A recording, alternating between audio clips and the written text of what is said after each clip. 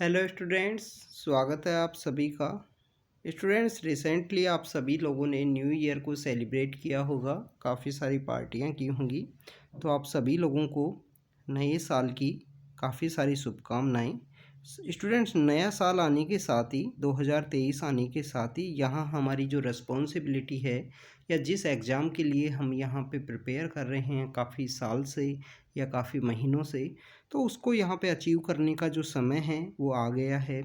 Basically students, अगर हम बात करें 2023 का जो प्रीलिम्स का जो एग्ज़ाम है वो 28 मई की डेट को रहेगा। तो हमारे पास मुश्किल से नियर बाई 5 मंथ का जो समय है वो बचा है इसको अचीव करने के लिए, एग्ज़ाम को क्रैक करने के लिए। तो इन आने वाले 5 महीनों के समय में अपनी प्रिपरेशन को हम किस तरीके से हम प्रिपेयर करें, बिकॉज स्टूडेंट्स जो हार्डवर्क का जो समय था वो जा चुका है।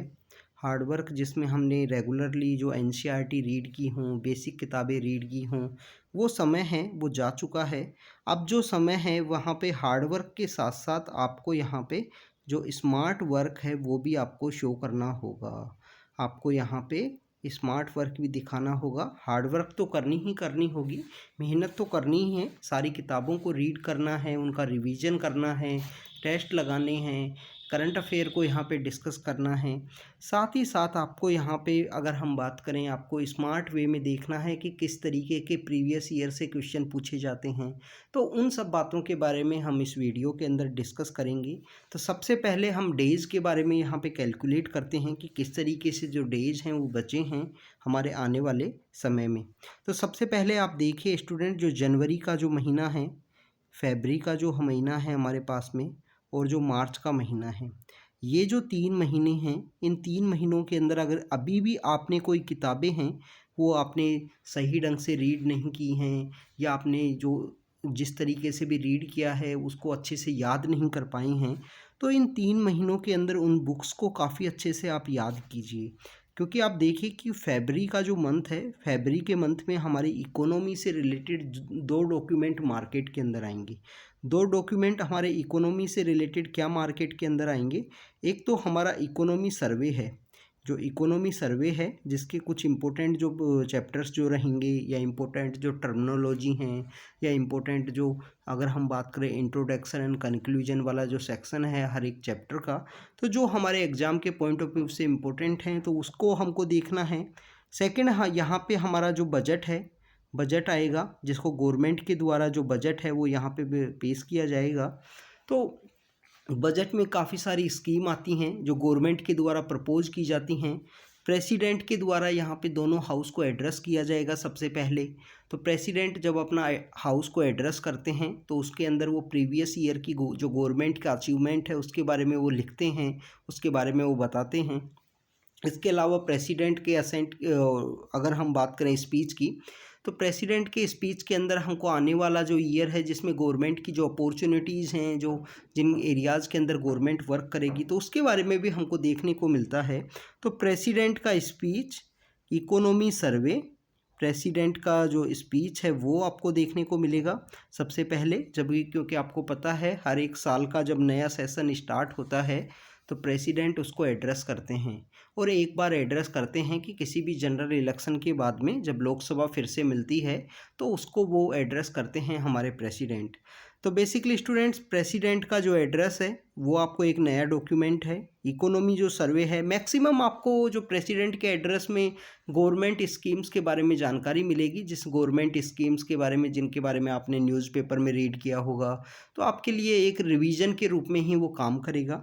सेकंड, आपको इकोनॉमी सर्वे के बारे में यहाँ पे रीड करना होगा, और बजट के अंदर जो नई नई स्कीम हैं, जो नए नए प्रपोजल हैं गवर्नमेंट के द्वारा प्रपोज किए जाएंगे, तो इस तरीके के 3 नए डॉक्यूमेंट आ जाएंगे। तो फरवरी का जो मंथ है वो अगर आप रेगुलरली 1 या 2 घंटे रीड करोगे तो उसी के अंदर आपका 1-2 घंटे का जो समय है, 1-2 आवर का जो समय है वो इसके अंदर चला जाएगा, और आपको 10 से 15 दिन के अंदर आप इनको कंप्लीट कर पाओगे।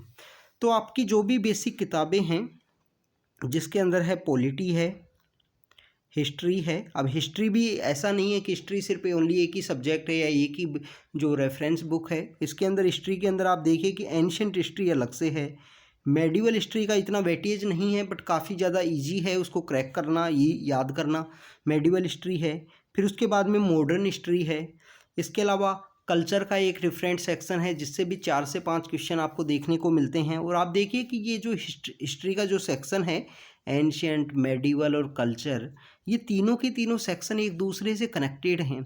आपको कल्चर का जो समझ है, जिस तरीके से जो कल्चर को जो समझाया जाता है, जैसे आर्किटेक्चर है, कौन सी डायनेस्टी के समय क्या बना, तो उसकी जो समझ है, उसकी समझ के साथ आपको एंशियंट और मेडिवल हिस्ट्री की समझ भी आपकी डेवलप होगी। तो ये एक दूसरे से कनेक्टेड हैं। इसके अलावा स्टूडेंट्स हम बात करें, इकोनॉमी है, इन्वायरमेंट है, हमारा जो करंट अफेयर का जो सेक्शन है, साइंस एंड टेक्नोलॉजी, जिसके लिए हमको एनसीईआरटीज़ देखनी है, बायोलॉजी से रिलेटेड जो उनके चैप्टर हैं उनको हमको समझना है, और जो नया डेवलपमेंट हुआ हो साइंस के अंदर उसके बारे में हमको अंडरस्टैंडिंग होनी चाहिए। इसके अलावा स्टूडेंट्स और भी हम बात करें कि जो सोशल इशू हैं, गवर्नमेंट स्कीम्स हैं, तो ऐसे काफ़ी सारे टॉपिक हैं जिनको, काफ़ी सारे सब्जेक्ट्स हैं जिनको हमको रीड करना है। तो आप अपना जो वन रीडिंग इन आने वाले 3 महीनों के अंदर ख़त्म कीजिए। बिकॉज स्टूडेंट्स, जो अप्रैल और मई का जो समय है वो कम्प्लीटली आपके रिवीजन के लिए होना चाहिए। चाहे वो रिवीजन टेस्ट पेपर्स का हो, चाहे वो रिवीजन आपकी जो बुक्स हैं उनका रिवीजन हो, और चाहे वो रिवीजन आपकी जो एनसीईआरटी हैं उनके लिए हो। बेसिकली स्टूडेंट्स, आपका प्लान इस तरीके से होना चाहिए। नेक्स्ट आपका, अगर हम प्लान की यहाँ पे बात करें, तो आपको जो आने वाला समय है उसमें किस तरीके से एक बार आपको इनको एंड करना है। तो सबसे पहले हम स्टैटिक, अगर हम पार्ट की अगर हम बात करें, स्टैटिक सेक्शन को देखिए। आप न्यूज़पेपर तो आप डेली रीड ही कर रहे होगे, ऐसा हम आप मतलब अंडरस्टैंड कर सकते हैं कि यूपीएससी एस्पिरेंट हो तो आप रेगुलरली जो न्यूज़पेपर है उसके टच में होगे। इसके साथ हम बात कर रहे हैं स्टैटिक पार्ट की।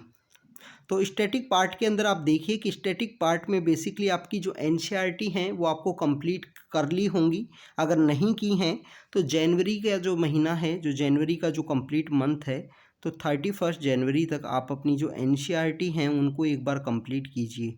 जो भी इम्पोर्टेंट एनसीईआरटी हैं, चाहे वो हिस्ट्री की हों, पॉलिटी की हों, इकोनॉमी की हों, ज्योग्राफी की हों, इन सभी एनसीईआरटीज़ को कंप्लीट कीजिए।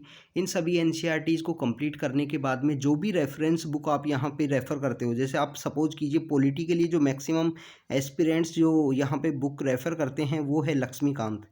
अब वो लक्ष्मीकांत की जो बुक है वो उसको रेफ़र करते हैं। तो लक्ष्मीकांत की ये जो बुक्स हैं, जिस तरीके से जो रेफरेंस बुक हैं पॉलिटी के लिए, कल्चर के लिए जैसे नितिन सिंघानिया की बुक है उसको रेफ़र करते हैं, मॉडर्न हिस्ट्री के लिए जो स्पेक्ट्रम है, या कुछ स्टूडेंट्स प्लासी टू पार्टीशन है, या काफ़ी सारी जो किताबें हैं, जो भी आपको कंफर्टेबल हो, जिस बुक से क्वेश्चन आते हों, जिस बुक से आपको अंडरस्टैंडिंग ज़्यादा अच्छी होती हो और आपके जो क्वेश्चंस हैं वो सोल्व होते हों, उस बुक को आप रीड कीजिए। बुक काफ़ी सारी हैं, हर एक सब्जेक्ट में काफ़ी सारी किताबें हैं। तो जो भी बुक आपको यहाँ पे अच्छी लगती हो, अंडरस्टैंडिंग अच्छी डेवलप होती हो, उसको आपने रेफ़र किया हो, उसी को यहाँ पे रीड कीजिए। तो बेसिकली आपका जो फरवरी और जो मार्च का जो समय है, हर एक जो सब्जेक्ट है जो आपने रीड किया है, जिसमें पॉलिटी की लक्ष्मीकांत है, इन सबको स्टैंडर्ड जो रेफरेंस किताबें हैं इनको आप यहाँ पे ख़त्म करोगे। साथ ही साथ स्टूडेंट्स, अपनी जो टेस्ट सीरीज़ है, जो टेस्ट आपको रेगुलरली लगाने हैं, उन टेस्ट सीरीज़ को आप स्टार्ट कीजिए। टेस्ट सीरीज़ जिस भी इंस्टीट्यूशन की आपको टेस्ट सीरीज़ लगानी हो आप उसको स्टार्ट कीजिए। हम वोल्केनो आईएएस के इस प्लेटफॉर्म पे हम 75 डेज़ का एक प्लान लेके आएंगे आप लोगों के लिए, जिस 75 डेज़ के थ्रू हम आपको रेगुलरली आपका जो रिवीजन है वो आपका करवा सकें, आपका मैक्सिमम रिवीजन उसके अंदर हो सके, इस तरीके का एक प्लान लेके आएंगे, जिसके अंदर बेसिकली हम आपको रेगुलरली एक जो टेस्ट है 50 क्वेश्चंस का टेस्ट आपको प्रोवाइड किया जाएगा। डेली आपको एक सिलेबस प्रोवाइड किया जाएगा कि इस सिलेबस को अचीव करना है, तो वो हम 75 डेज़ के ऊपर लेके आएंगे। अभी जो डेज़ जो बचे हैं हमारे, जो हम बात करें यूपीएससी प्रीलिम्स के लिए, वो हमारे 140 के आसपास डेज़ हैं। तो उनमें हमको किस तरीके से अचीव करना है, तो उसके लिए बेसिकली आप स्टैटिक पार्ट को और जो रेफरेंस किताबें हैं उनको आप कंप्लीट कीजिए। अब इनका जो रिवीजन आपको करना है वो 1 अप्रैल से लेकर जो 25 मई या 27 मई तक का जो समय है, इन किताबों को मल्टीपल टाइम्स आपको रिवाइज करना है। मल्टीपल टाइम्स जो रिवाइज करोगे स्टूडेंट्स, रिवीजन ही वो की है जिसके थ्रू आप मैक्सिमम अपना स्कोर है वो अचीव कर सकते हो। क्योंकि आप देखिए कि कितना भी यूपीएससी का टफ पेपर आ जाए, कितना भी पेपर टफ आ जाए, जो पढ़ने वाले स्टूडेंट हैं वो पढ़ाई कर रहे हैं। बेसिकली आप देखिए कि यूपीएससी 2022 का जो पेपर था वो काफ़ी टफ था, बट इसके अंदर भी अराउंड काफ़ी सारे ऐसे स्टूडेंट्स हैं जिन्होंने 100+ स्कोर किया है, 100+ आराम से स्कोर किया है। तो 100+ आपको एक सिक्योर जो स्कोर है, एक कंप्लीटली सेफ स्कोर अगर आपको करना है तो कट ऑफ से प्लस आपका इस +10 मार्क्स आपका स्कोर होना चाहिए, +10 +5 इस तरीके से आपका स्कोर होना चाहिए, जिससे आप अपनी मेंस की जो प्रिपरेशन है वो डेडिकेटेड वे में कर सको।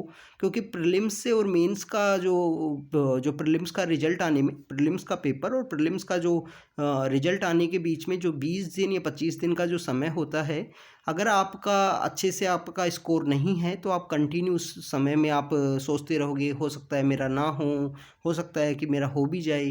तो आपका जो प्रिपरेशन है वो डेडिकेटेड नहीं रहेगी। आपको डेडिकेटेड प्रिपरेशन करनी है तो उस तरीके से आपको अपना स्कोर है +10 आपको रखना चाहिए।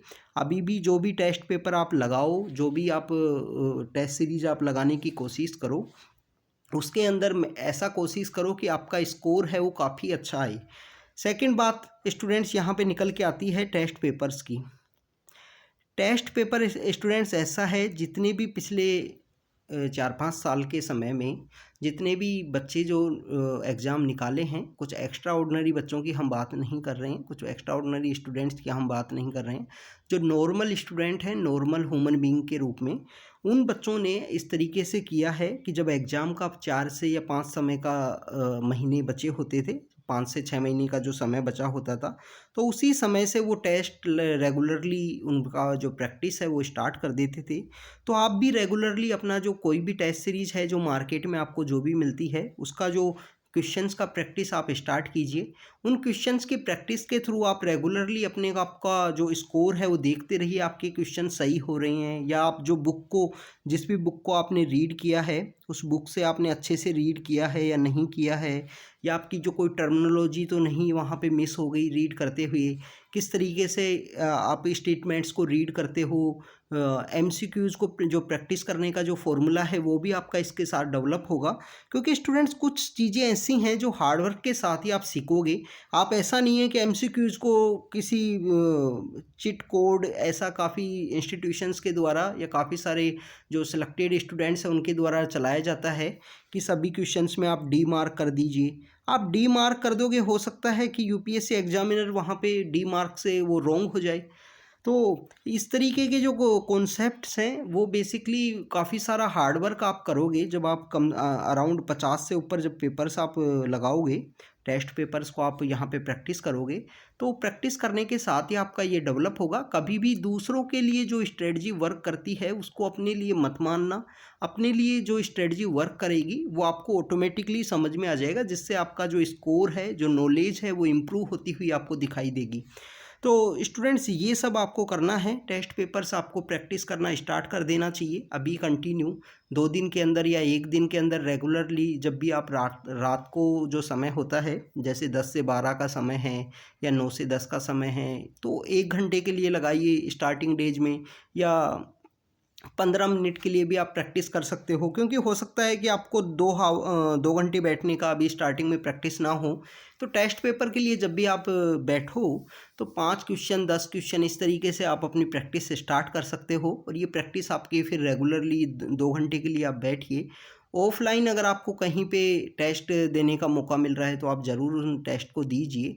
ऑफलाइन टेस्ट आपको काफ़ी ज़्यादा हेल्प करेंगे। रियल एग्जामिनेशन का जो टाइमिंग होता है, किस तरीके से आप उन 2 घंटों में उन पेपर को अटेम्प्ट करना है, ये सब आपको काफ़ी कुछ सीखने को मिलेगा।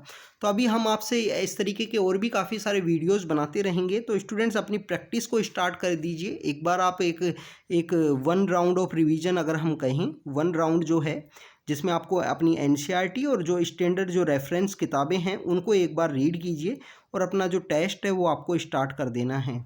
इसके अलावा स्टूडेंट्स वोल्केनो आईएएस के ऊपर आपको जो क्विज है वो रेगुलरली आपको मिल रही है। रेगुलरली हमने स्टार्ट भी की है, हमने कंटिन्यू हम बात करें जून से लेकर और नवंबर के मंथ तक हमने चलाई थी आपके लिए क्विज।